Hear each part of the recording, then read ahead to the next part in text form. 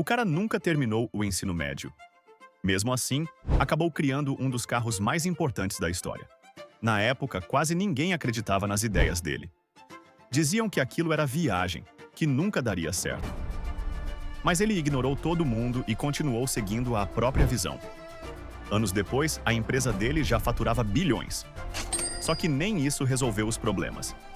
Para conseguir fazer as coisas do jeito que acreditava, Henry Ford precisou enfrentar uma guerra contra os próprios investidores e lutar pelo controle da empresa que levava o seu nome. Hoje, o sobrenome Ford praticamente virou sinônimo de automóvel. O homem que um dia foi chamado de sonhador acabou revolucionando a indústria, mudou a forma como o mundo produzia carros e entrou para a história como um dos maiores inventores de todos os tempos. Essa é a história de Henry Ford.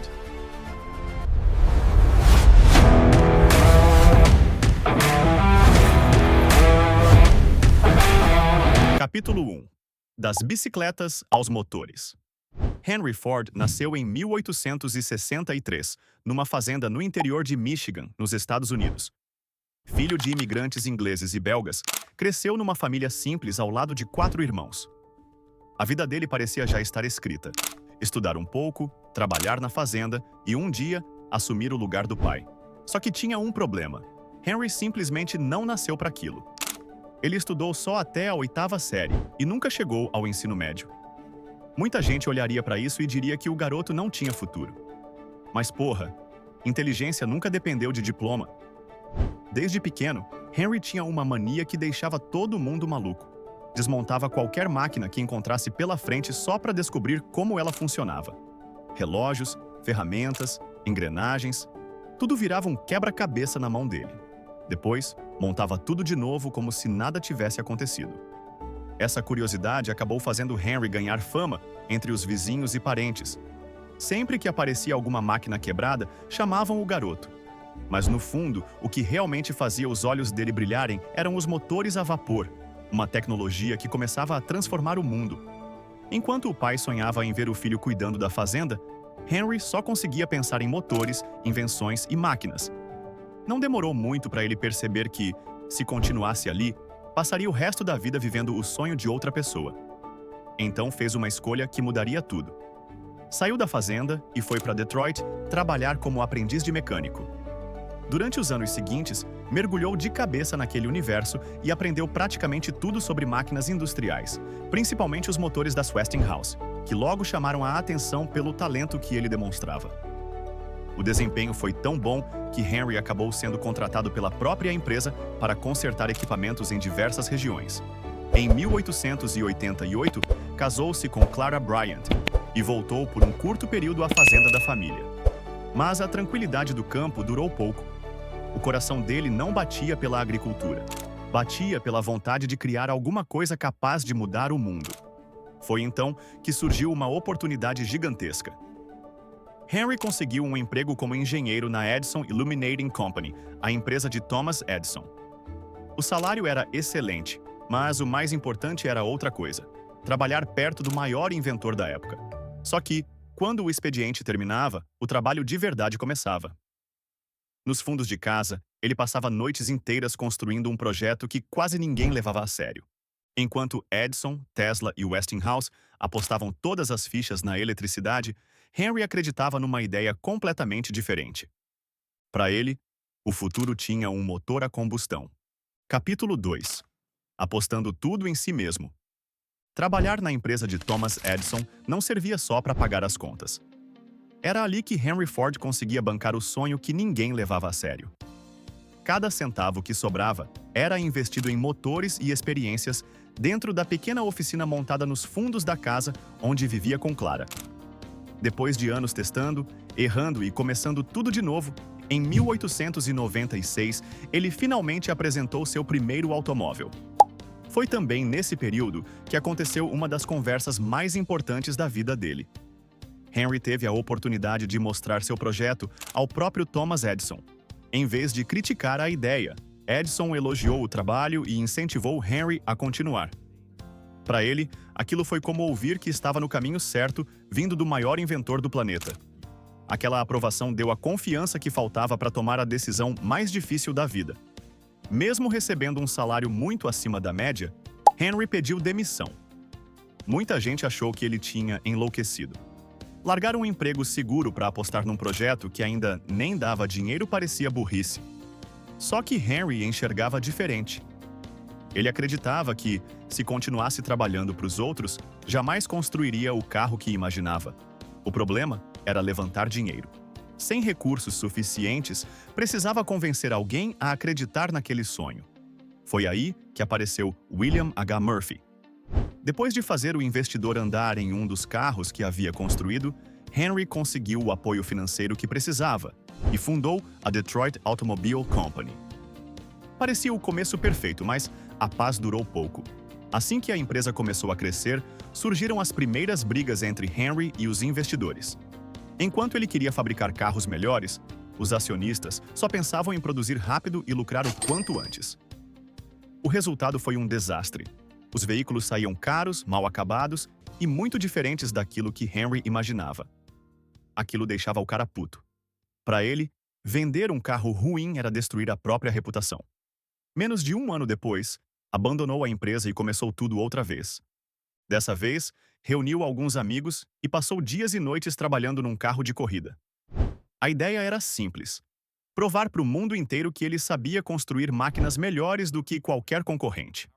O carro ficou pronto e o próprio Henry assumiu o volante. Contra um adversário mais potente, venceu a corrida e chamou a atenção de todo o setor automobilístico. Da noite para o dia, deixou de ser apenas um mecânico cheio de ideias e virou um dos nomes mais promissores da indústria. O sucesso nas pistas trouxe novos investidores e deu origem à Henry Ford Company, em 1901. Parecia que, finalmente, tudo tinha entrado nos eixos. Só que Henry ainda não fazia ideia de que a maior batalha da carreira dele não seria contra concorrentes. Seria contra os próprios sócios. Capítulo 3. Os primeiros modelos. Depois de abandonar mais uma empresa que levava o próprio nome, qualquer um teria desistido. Mas Henry Ford era teimoso pra caralho. Quanto mais gente dizia que ele estava errado, mais vontade ele tinha de provar o contrário.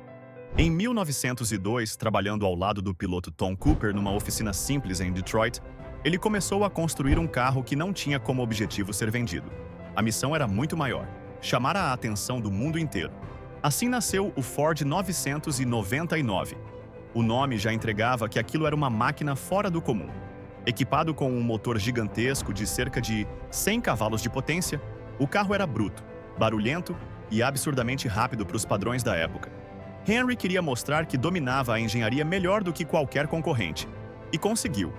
O Ford 999 venceu importantes corridas e colocou o nome de Henry Ford em evidência. De repente, ele deixou de ser visto como um inventor maluco e passou a ser respeitado como um dos engenheiros mais talentosos dos Estados Unidos. Foi essa fama que chamou a atenção de Alexander Malcolmson, um rico empresário do setor de carvão. Os dois fecharam uma parceria e, em 1903, fundaram oficialmente a Ford Motor Company. Henry ficou com uma parte importante das ações, ao lado de Malcolmson, John S. Gray e outros investidores. Logo no primeiro ano, a empresa surpreendeu todo mundo. Em poucos meses já registrava lucro, mostrando que finalmente o sonho de Henry podia dar certo. Mas, como parecia acontecer em toda empresa que ele criava, os conflitos começaram outra vez. Mesmo faturando alto, Henry e os acionistas tinham visões completamente diferentes sobre o futuro da companhia. Enquanto alguns queriam distribuir os lucros e jogar pelo seguro, Henry queria reinvestir tudo em novos projetos. Ele não sonhava em criar uma montadora comum. Queria fabricar um carro que qualquer trabalhador pudesse comprar. As discussões aumentaram até que Henry resolveu agir antes que a história se repetisse. Com o apoio de outros acionistas, conseguiu tirar Malcolmson do controle da empresa e comprar suas ações. Pela primeira vez na carreira, ele finalmente comandava a própria empresa sem precisar pedir permissão para ninguém. Mesmo assim, o sucesso da Ford ainda dependia de um único lançamento.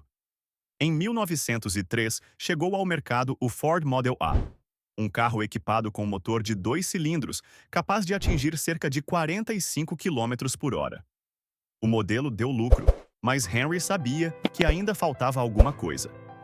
O preço continuava alto demais, e o carro ainda estava longe de alcançar o público que ele realmente queria. Nos anos seguintes vieram vários outros modelos, cada um ensinando uma lição diferente. Alguns venderam bem, outros passaram quase despercebidos. Mas Henry não via aquilo como fracasso.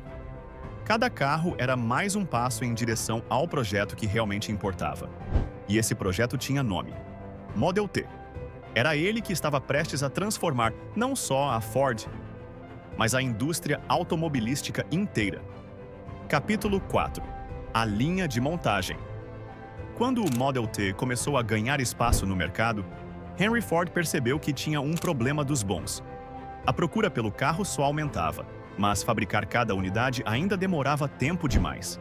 E ele sabia que, se quisesse colocar um automóvel na garagem de qualquer trabalhador, precisava fazer uma coisa que ninguém tinha conseguido até então: produzir muito mais, gastando muito menos. Foi aí que ele parou de pensar só no carro e começou a revolucionar a própria fábrica.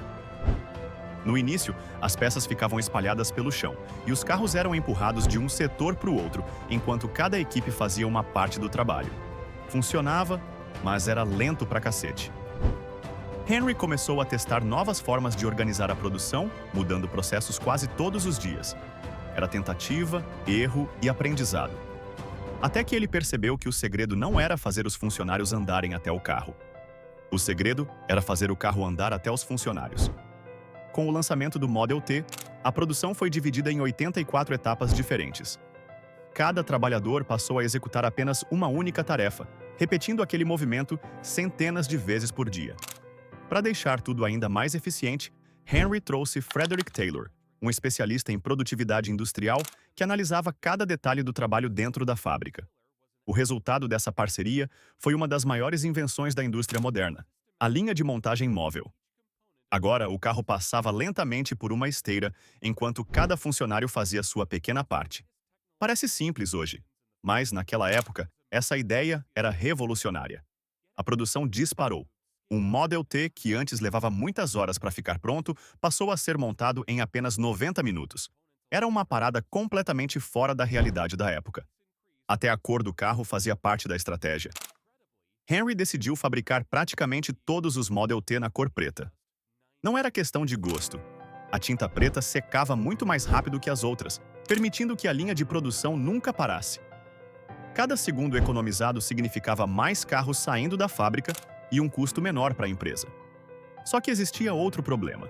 Os funcionários estavam indo embora aos montes.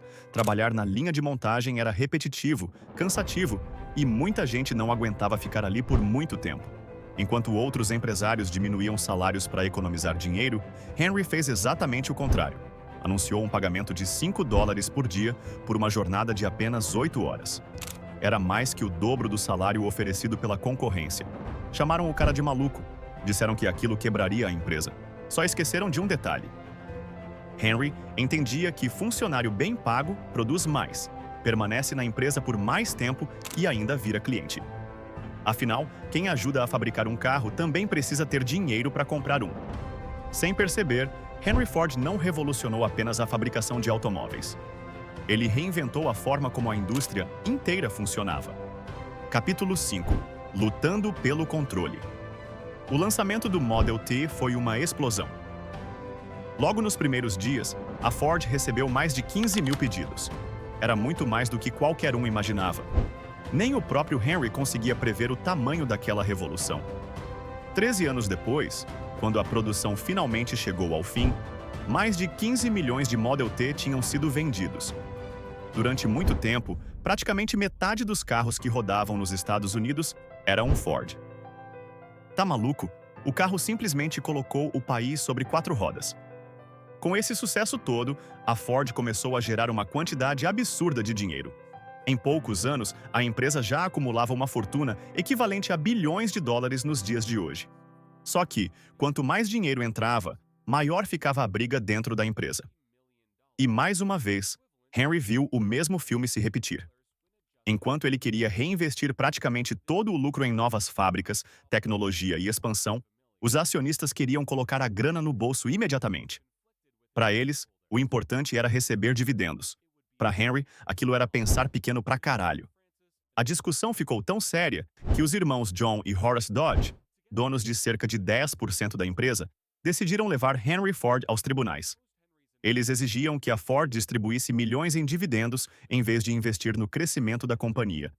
E, para piorar, a justiça deu razão aos investidores. Henry foi obrigado a pagar uma fortuna que, corrigida para hoje, passa facilmente da casa dos 500 milhões de dólares. Aquilo deixou Henry completamente revoltado. Na cabeça dele, investidores que nunca tinham construído porra nenhuma estavam decidindo o futuro da empresa que ele criou do zero. E ele jurou que nunca mais passaria por aquilo. Foi então que tomou a decisão mais arriscada da carreira. Em vez de aceitar a situação, começou a comprar as ações dos próprios sócios. Para levantar esse dinheiro, fez empréstimos gigantescos e colocou praticamente toda a fortuna pessoal em risco. Se a Ford quebrasse naquele momento, ele perderia absolutamente tudo. Mas Henry acreditava tanto na própria visão que apostou a vida inteira numa única jogada. E deu certo. Depois de quase 20 anos brigando com investidores, ele finalmente conquistou o controle absoluto da Ford Motor Company.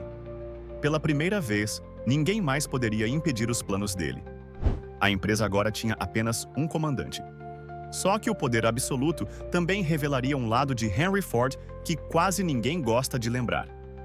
Capítulo 6. O lado sombrio e o legado. Com o controle total da empresa nas mãos, Henry Ford acelerou a expansão da marca pelo mundo. A Ford entrou em novos mercados, comprou outras empresas e passou a operar em países como Brasil, Alemanha e União Soviética. Parecia que nada poderia parar aquele império. Mas foi justamente nessa fase que surgiu o capítulo mais polêmico da história de Henry Ford. Durante os anos que antecederam a Segunda Guerra Mundial, Henry manteve uma relação extremamente controversa com o governo alemão. Nas fábricas da Ford na Alemanha, administradores judeus foram afastados dos cargos, e a empresa acabou colaborando com a produção de veículos utilizados pelo regime nazista. Até hoje, esse período continua sendo um dos pontos mais criticados da história da Ford e da vida do seu fundador. Quando a guerra finalmente começou, a situação mudou completamente. Henry já estava velho e com a saúde bastante debilitada. Quem passou a comandar boa parte da empresa foi seu filho, Edsel Ford. Diferente do pai, Edsel colocou toda a estrutura da Ford a serviço dos aliados, produzindo milhares de caminhões, jipes, tanques e aviões que ajudaram os Estados Unidos durante a guerra. Só que o destino foi cruel. Em 1943, Edsel morreu vítima de um câncer no estômago, obrigando Henry, já bastante debilitado, a voltar ao comando da empresa. 4 anos depois, em 1947, Henry Ford morreu. Sua fortuna, corrigida para os valores atuais, ultrapassaria facilmente os 200 bilhões de dólares, colocando seu nome entre os homens mais ricos que já existiram. Mas a empresa que ele deixou estava longe da melhor fase. O comando passou para seu neto, Henry Ford II, que encontrou uma companhia perdendo milhões de dólares todos os meses. Foi ele quem reorganizou completamente a Ford, trouxe novos executivos, modernizou a administração e colocou a empresa de volta nos trilhos. Nos anos seguintes nasceram carros que marcaram gerações, como o lendário GT40, criado depois que a tentativa de comprar a Ferrari fracassou, e o icônico Mustang, que virou um dos esportivos mais famosos da história. Hoje a Ford vale mais de 120 bilhões de dólares e continua sendo uma das maiores montadoras do planeta. Mas o maior legado de Henry Ford nunca foi apenas um carro. Ele mudou completamente a forma como o mundo fabrica produtos, organizou a produção em massa como ninguém antes dele e provou que uma ideia, quando encontra alguém teimoso o suficiente para lutar por ela, pode mudar a história da humanidade. Pode até existir discussão sobre algumas decisões da vida dele. Mas uma coisa ninguém consegue negar. Sem Henry Ford, o mundo sobre 4 rodas provavelmente nunca teria sido o mesmo. Capítulo 7. Uma empresa maior que o próprio fundador. Depois da morte de Henry Ford, muita gente acreditava que a empresa não conseguiria sobreviver. Afinal, era difícil imaginar a Ford sem o homem que tinha revolucionado a indústria automobilística. Mas aconteceu exatamente o contrário. Sob o comando de Henry Ford II, a empresa passou por uma transformação completa. A administração foi modernizada, novos executivos assumiram posições estratégicas e a Ford voltou a crescer em ritmo acelerado.